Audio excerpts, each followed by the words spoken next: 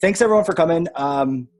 Like I was saying initially as everyone was coming in, I hope that I can just give you a few practical things to take with you, some grab and go stuff that you can use. And that's the other reason for that Google Doc that I shared. I'm just gonna show you a few ways that I use them in class, and they're definitely applicable like in the physical space, obviously with like touching hard surfaces and all that kind of stuff this year. I have to be super mindful about like, well, this is Timmy's marker and this is Susie's marker, and they're not going to share stuff. Like that's something that's going to, we'll have to cross that bridge when we get to it. But using the virtual space, using iPads and connecting through Zoom is how I hope to do most of this. So just before we begin, if you could just go ahead and kind of indicate where you mostly fall, just so I have like an idea of who I have here. How would you describe your relationship with visible thinking routines and thinking maps based on these three questions? And go ahead and answer. We'll wait about a minute for that. All right. So I like this breakup. For the people who have limited exposure or you've given it a try, I'm so happy that you're here. And again, if you're a pro, feel free to chime in at any point, and we'll get going. So basically for our diverse group of learners, there's a lot of reasons to use the visible thinking routines and the maps. First and foremost, and something that I'm going to really explore today and show you from the lesson I did this summer, trying to create varying perspectives across all kinds of circumstances. For me in my class, that's usually going to be politically, societally, and some of the things that you're going to see today. Like I hopped in this summer with a visible thinking routine and lesson on Black Lives Matter, on police brutality. So capturing like different viewpoints is something that's really important in using visible thinking routines. It goes without saying that it strengthens critical thinking skills, and something I want to say right out of the gate, when you're using these, and you have these student contributions, it's really important to ask probing questions, ask clarifying questions to push the thinking further. You're going to get to a point where the students are doing most of the talking, and it's really great. Like you're a facilitator, you'll ask those probing and clarifying questions, but students really get to take ownership of it, and it's their ideas that are populating these routines and these maps. And the thing that's most practical for us in this crazy pandemic world we're living in is it lends itself to the hybrid model, as everyone gets to be a part of the same dialogue and everyone can do the same activity regardless of where they are. So those are some of the strengths that I think can really help us out in this environment. So.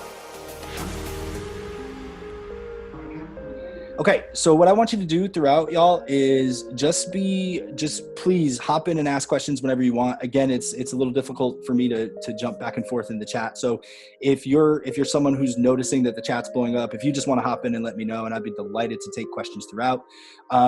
And then the other thing is, after each map and routine, I just have it up just 30 seconds to a minute where you can kind of just brainstorm in the chat some different ways that you might be able to use the map or the routine that we're working on at that point. And then at the end of the lesson, try to answer the question like, what do I now understand about VTRs and maps? And how can I use any of these in my class this year? So that's kind of how I want to frame this. How can we use this stuff in our classes this year? What's one thing that I can take away and use? And if you don't feel totally comfortable answering those questions yet, that's totally fine. I want to be a part of your conversation going forward, so that this is not the end all today, for sure. So let's jump in. Okay, so one way that I think it's really important to use maps is they serve as a great introduction or setting the table. I know a lot of people, circle maps are kind of like the easiest one, but I think they're really efficient in doing just that, in getting those juices flowing in terms of conversation and in terms of setting up whatever unit or topic that you're going to discuss. So circle maps, really simple. You would put the topic in that very inner circle, and then in that second circle, this is where the students are going to write anything they want that comes to mind when they hear that term, right? So as I think about quarantine, maybe I put in the middle cheat meal, right? And then I would populate that circle with pizza and wings and comfort food, just anything that comes to mind when I think about that particular term, right? And it's meant to, we use this for brainstorming and defining context, right? So it's a really good way to introduce what you're about to do. And that's certainly how I use it. So the reason I bring this up is this is just like a schedule, a mock schedule, a mock week at a glance for this coming school year. And if you can see, basically this will be one of the different lessons that we do in when we're studying race in America, when we're studying Black Lives Matter, when we're studying police brutality. So on Mondays, the reason I've included this on Mondays, in addition to doing like an SEL check and kind of taking a look at what we're going to study that week, we're also going to do a VTR or a map that really sets the table for the week. So what I was going to do in this week was a circle map about Black Lives Matter. Okay, so in this one, this is like a mock one that I came up with possible student answers. I also have a frame of reference. I'm not going to get into the frame of reference today. I want to get really, really basic, really, really bare bones today.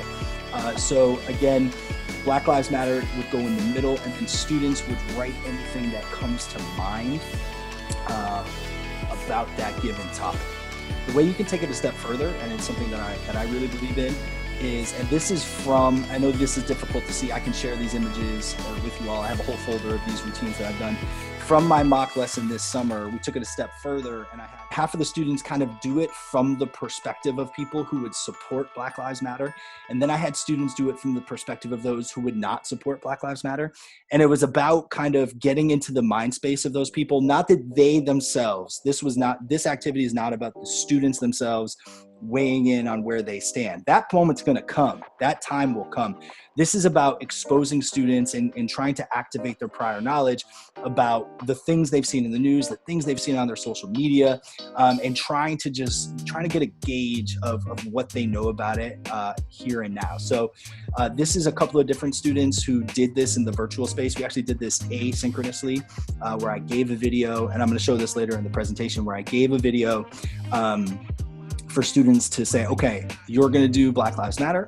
These students are going to be the pro, these students are going to be anti, and then we'll come together during the class and share it out. So you, in addition to getting that brainstorm piece, you can also enhance, you can enter perspective into it as well, just by using the circle map. So there's different modifications that you can make in using these circle maps.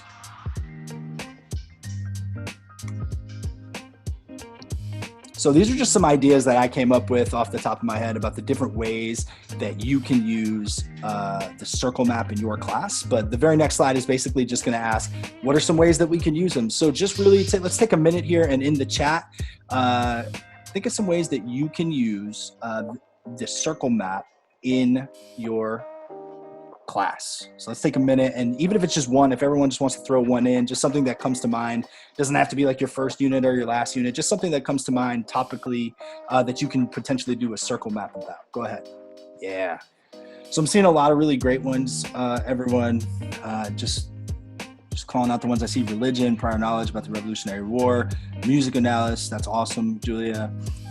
Different books, different characters. This is really great. So there's really no wrong way to use the circle map. Again, it's the most basic one. It's probably one we've seen a lot, but if you're really intentional about how you use it, it can still be really powerful, even though it's the most basic one. And I would highly encourage you not to feel like, oh, it's too simple for my kids. It can be really powerful. So those are really good ideas, everyone. Thank you for participating in the chat. So now I'm gonna switch between maps and routines here. So visible thinking routines are a lot like maps, but they, in my view, they have a lot more flexibility. So one thing they can do is they can capture the main idea. So the map the routine we would use to capture the main idea is something called headlines. So headlines, really simple, and it allows students to show that they have the main idea of something. So you can use photographs, you can use songs, you can use primary sources, photos, journals, newspaper articles, whatever the case. It could be about a lab you're doing in science. It does not matter. And you're asking students to create a headline. Like this says like a newspaper type headline. Obviously today, I think like a tweet or an Instagram post that would catch the reader's eye would probably be more appropriate. And that's how you can frame it for students. Like if you were scrolling through your social medias, like what's a headline that you would read? And it could be about anything. And the setup for it is you don't have to draw anything. You really, like I will do it on butcher paper, I'll do it on an iPad where I write headlines and then I underline that thing, and then underneath you start taking student contributions, their headlines that they've come up with.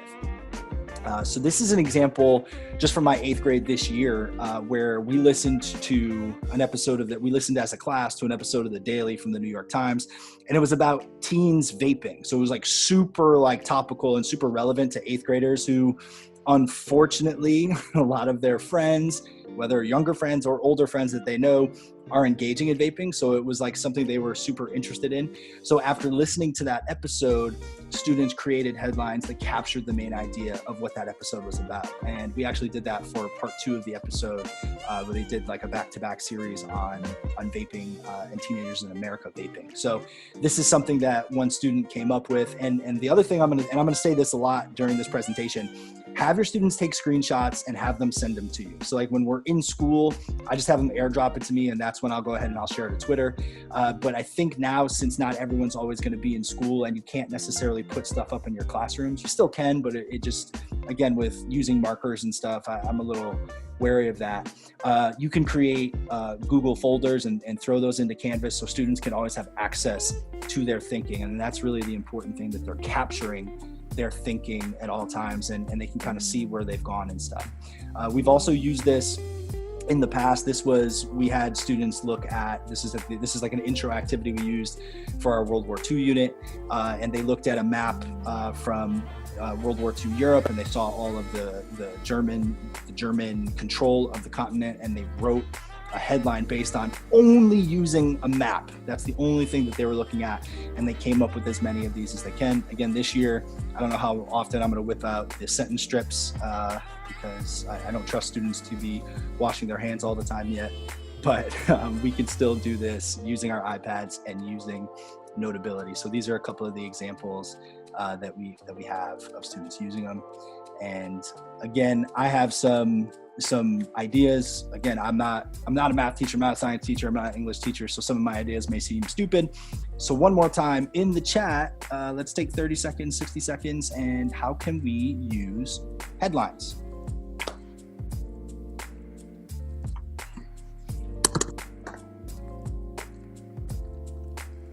Charles, that's a big one, man. That's a really, really good one to use. And I think I've even done things where you put like a piece of butcher paper on your door, you give them sticky notes, bam, they can do it. And then again, as an exit ticket, have them drop it into a Google folder or share it with you on Canvas. Those are all awesome ways to keep doing it. I'm also big, I know Coach Nottage is in here. Coach, this is something that, with the linemen, like, hey, how did practice go today? Capture in one sentence, how did practice go today? How was our effort, right? It's something that we can like change, like when it's not a pandemic, like on a whiteboard or something, like, hey, like let's always, after every day, how did practice go today? So it's not even just about their own comprehension, but just kind of accountability and development of their own skills and their own effort level, I think, is another great way to use it. In these quick little 30-second bursts, it's tough to like, all right, how am I gonna lesson plan? It's just about quick ways to maybe think about it. And I think once you take the time to just look through these routines and kind of find one or two that really work for you and say, all right, this is how I'm gonna use it. I'm gonna get the kids really good at it. It becomes part of your culture. And then you can kind of graduate to some ones that you think are a little more intricate. So very cool. Very, very cool, everyone. Thank you for your participation in the chat. And we'll keep going. All right. So here's another one. So you don't necessarily have to use it for test prep or essay prep, but also maps can kind of serve like a means to an end kind of purpose, like a more of a practical purpose for studying for exams. So using tree maps, we can classify or group information for students to kind of figure out where things go, right? So this has 3 different branches, if you will. You could expand this to 10, it doesn't matter. So basically you would have like one big heading, and then you would have subheadings, and then what are the things that go underneath each subheading? So we're classifying or grouping information. And here's some of the ways that we've used it in 8th grade.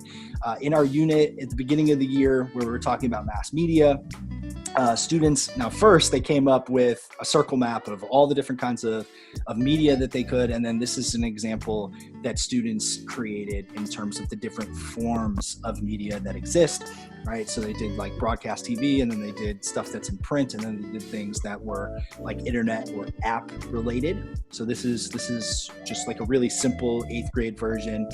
There's obviously a lot of other ways you can do it. This is another one that we did during our election unit, where, again, this is in our outdoor space in the middle school, where we took 6 political parties in the United States.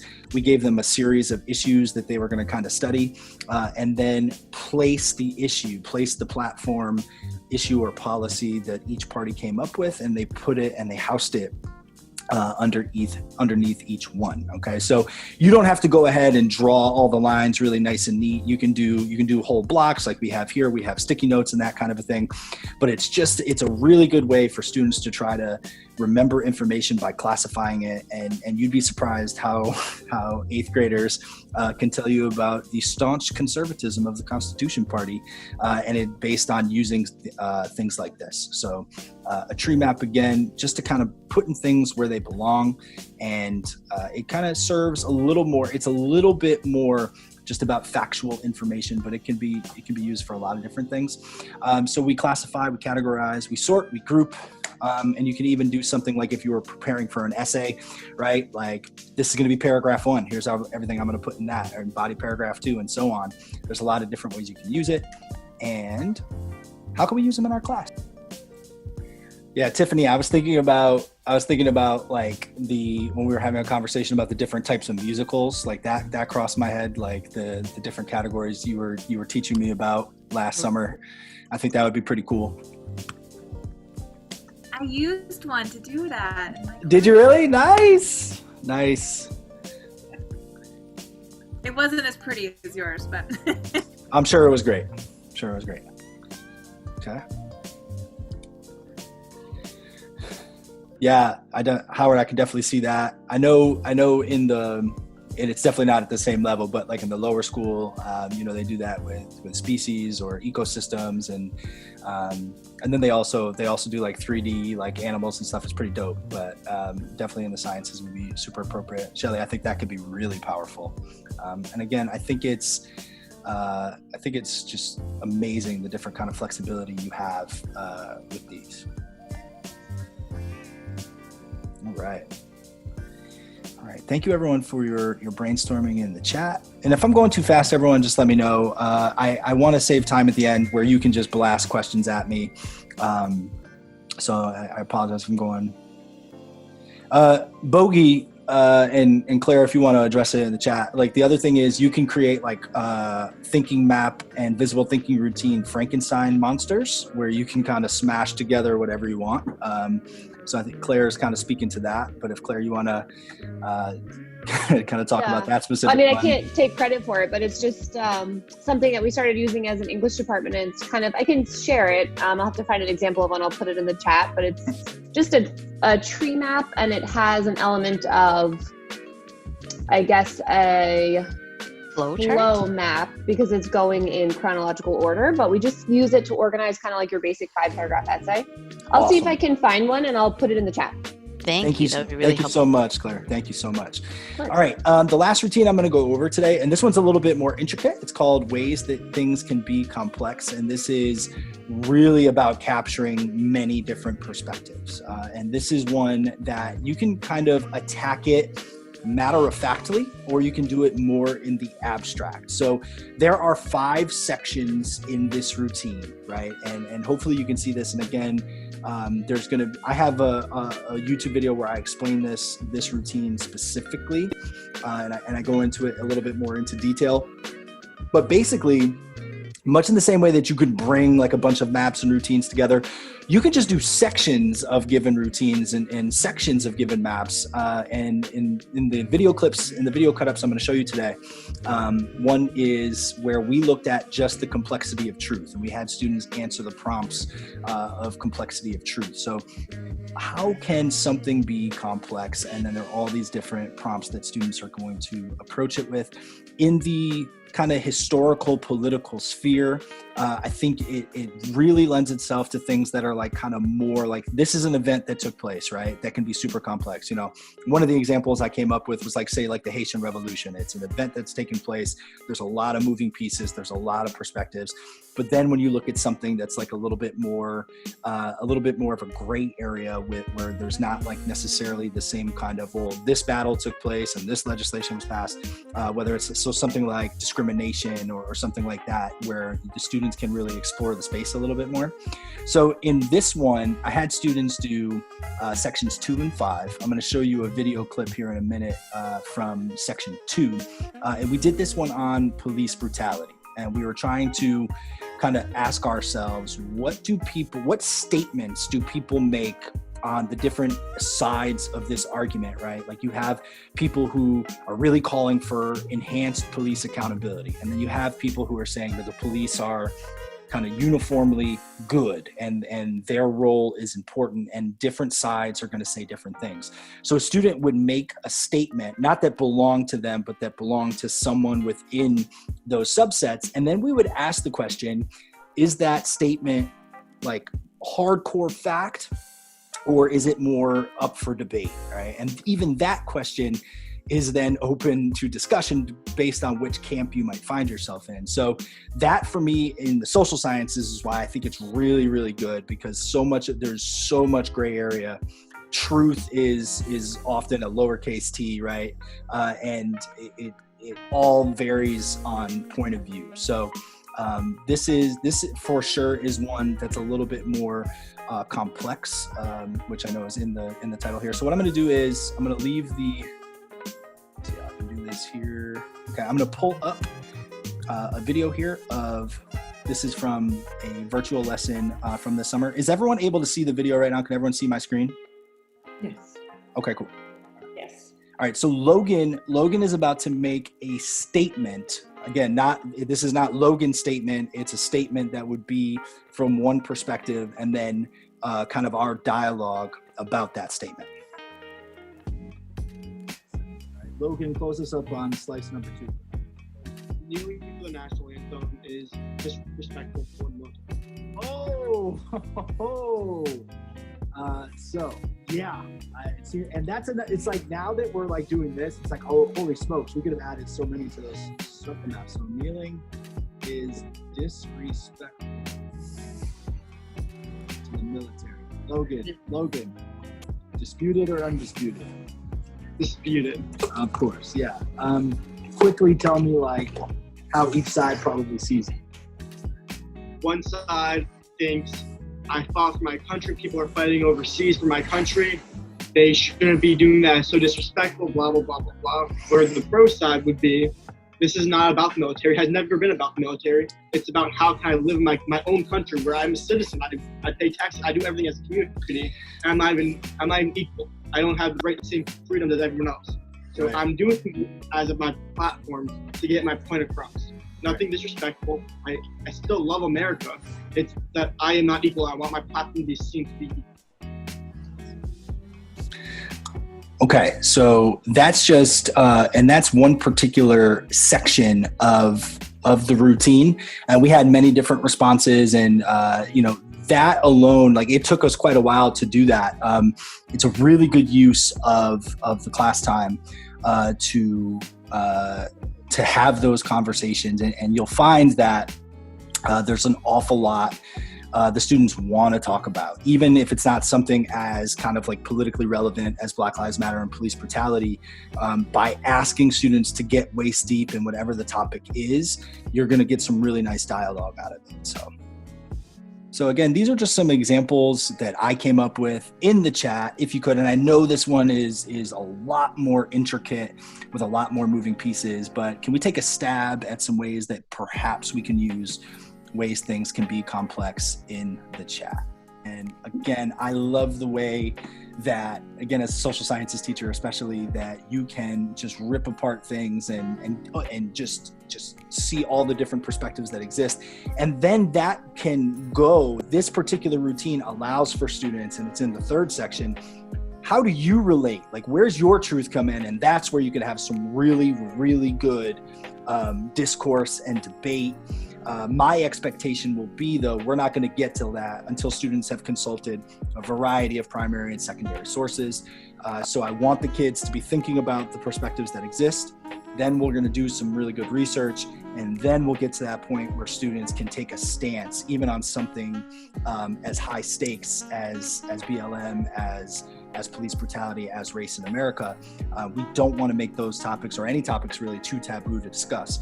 But this allows you to lay the groundwork for those things. So thank you everyone for your contributions. And thank you for sharing that again in the chat.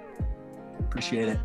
Yeah, Michelle, NHD, I think it would be an absolute stud with NHD. Okay, so how on earth can we, let me give you some tips on how we can implement these things virtually, how we can do it in a hybrid mode, and then what kind of tools and tricks are at your disposal for synchronous and asynchronous learning opportunities. So let me just say, and this is no doubt about it, it's going to be a lot of work. And I know I speak for everyone in here. In the spring, it was so much more work to take everything we got and all the amazing planning we did and shift everything into a virtual space, especially when you had students whose attendance was spotty and all that. I totally get it. But the work that you put in, now it's just our efforts, the application of our efforts just go elsewhere, right? So when you're thinking about how to lead things in the synchronous mode, go ahead and pre-make your maps or your routine setups. Go ahead and do that ahead of time. You can do that in Notability. You can do that and Explain Everything. You can take a screenshot of that and you can plug it into Google Drive, and then you can push that out to students in Canvas, who can then add it to Notability. If that confused you, please stay after, and I will walk you through. I will show you how to do it, how to share your screen and all that, and how to make that work. Sharing your Zoom screen to your iPad, where students are going to be kind of like I did in that piece of the lesson with Logan. You can almost make a classroom copy, right? It's like an aggregate of all the contributions that students are giving in, and then you can share that back out with them, and you can actually share your iPad screen in Notability to your laptop that's on Zoom.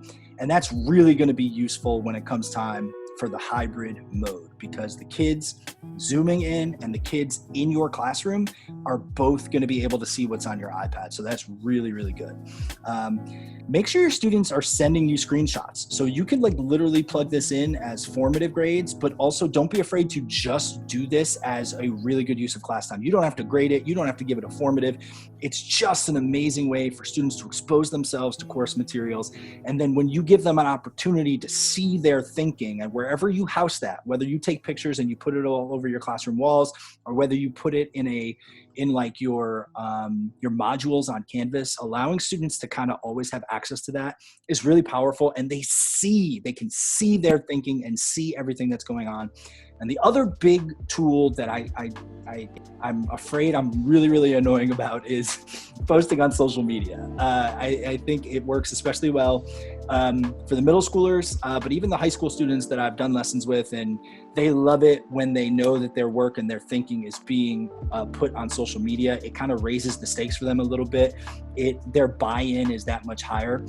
So I would really encourage, plus it's a really good professional practice. You get ideas from colleagues all across the world, and then you get a chance to share your work in that space. And then someone can see what you're doing. It's really, really cool to make that happen. So those are some tips for how you can do things synchronously. And then as far as the asynchronous is concerned, and I know this is a big undertaking for a lot of people, don't be afraid to mess around and make your own content, right? Like make your own videos ahead of time. And these can do two things, right? You could be doing part of your lesson. If you want to cover content, great. I've done that. I have that linked in that Google Doc that I gave you, that toolkit where I did some examples from trimester 3, where I gave students some historical information. And then at the beginning, the other thing you'll do is give them directions for what you want them to do as far as the routine is concerned and as far as the map is concerned. And they'll get it done, and they really will get it done. And it gives them a chance to not feel like they're just stuck on Zoom the whole time. So like you can say, hey, report to class at this time. You're gonna watch this video, you're gonna do this map, report at this time. Or you can say, all right, y'all, you can leave this chat, go watch this video, fill out the map, and come on back. Those are like nice little ways to kind of like to have students take a break from being on the Zoom, feeling that they're just sitting there looking into the camera, and they're still getting a hell of a lot of work done. The other big thing I would say is share your content. Put it, create a YouTube channel, push it out to your colleagues, ask for feedback from your colleagues. It's really, really powerful to do those things. If you don't feel comfortable creating your own stuff, find videos that you would kind of use for class anyways and throw those into Edpuzzle. And then instead of just doing comprehension questions in Edpuzzle, ask them to, at the 3-minute mark, maybe you really want them to do a tree map, or you really want them to create headlines for what they've seen so far, ask them to do a map or ask them to do a routine. And you can get that all done in Edpuzzle with videos you already plan to use anyway. So those are ways. So even if you don't quite feel comfortable in front of the camera yet, you can find stuff and then still have students do these maps and routines. So those are really good options at your disposal as far as asynchronous is concerned. The other thing I wanted to do, all right, this says it's like 10 minutes long. I just want to show you 2 minutes here of ways that you can implement asynchronous into your classes. And I'm going to be I did this for the mock lesson. And so we'll take a look real quick. Can everyone?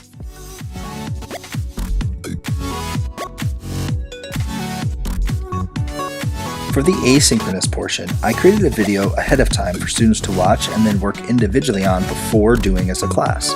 I use this method to break up class a bit.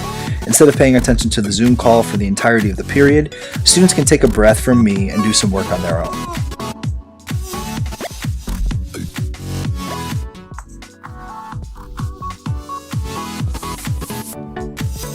Hey everyone, Mr. Greco here.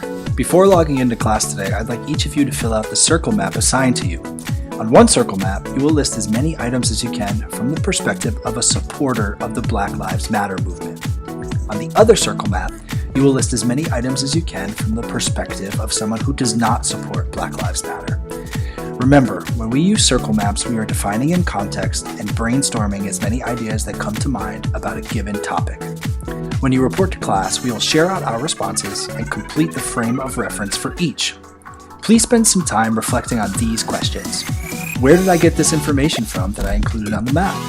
What are the different perspectives represented on my map? And lastly, what do I now understand about Black Lives Matter? And why is Black Lives Matter important? As you fill out your map, think about the different people, groups, events, and history involved, and also reflect on the different places you've read, seen, or heard about Black Lives Matter. Thank you so much for your efforts today, and I'll see you in class. So at this point, y'all, go ahead and throw in any answers to this question. You should be able to type a response to it. So what do you now understand about VTRs and maps, and how might you use them in your hybrid classes this year? Go ahead and answer that, and we'll take a minute or two. So go ahead.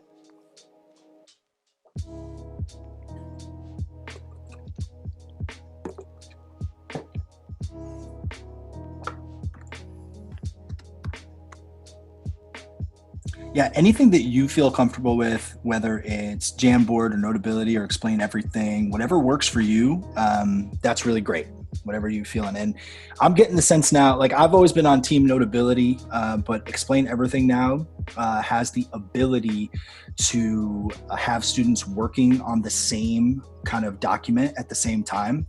So now you can have that kind of experience of students, like when you would have like 10 students surrounded by a butcher paper and they're writing all over it, you can kind of get that in the virtual sphere using Explain Everything. So that's something that I have to look into. Alex P said we had a subscription to it, so I'm kind of I'm hoping that that's the case.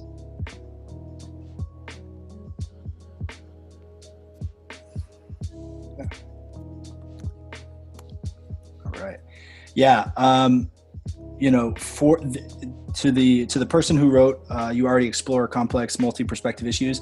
This is absolutely stuff we already do, right? So you're just making a tiny little adjustment to just take it that much further, where it's so visible all the time. And like, I always felt I was a convert myself, right? Like, I'm like, man, I already have dope discussions. My kids are already really they feel comfortable sharing in the space, and they're always exploring these perspectives. But it just took it to a whole new level for me. And students, I think the other thing we have to consider is we have so many students just by seeing this stuff. And then when you talk about using the maps we didn't even get into like being intentional with the color you're selecting, right? Like if you're doing a tree map, each different category should have a different color. Like those are like some of the more like the next steps. I obviously couldn't get into every single thing today because it's a whole lot of information, but the students who are visual learners, it really helps them. And then even if they don't quite feel comfortable sharing in the space, you would be blown away at some of the stuff that they're able to create on Notability, on their posters, and they take a lot of pride in creating those things. So it's again, when we think about not just the diversity of perspectives that we have in our classroom, but the diversity of the way different students learn. And then, of course, the diversity in our population. It's really, really cool to see students who you wouldn't expect to give a crap about anything political or historical.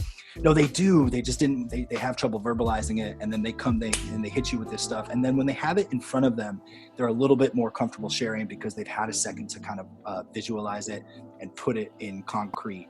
So that's something that's really powerful.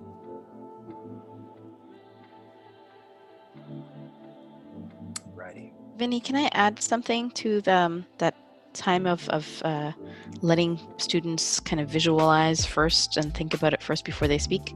Bogey, you can say anything you want.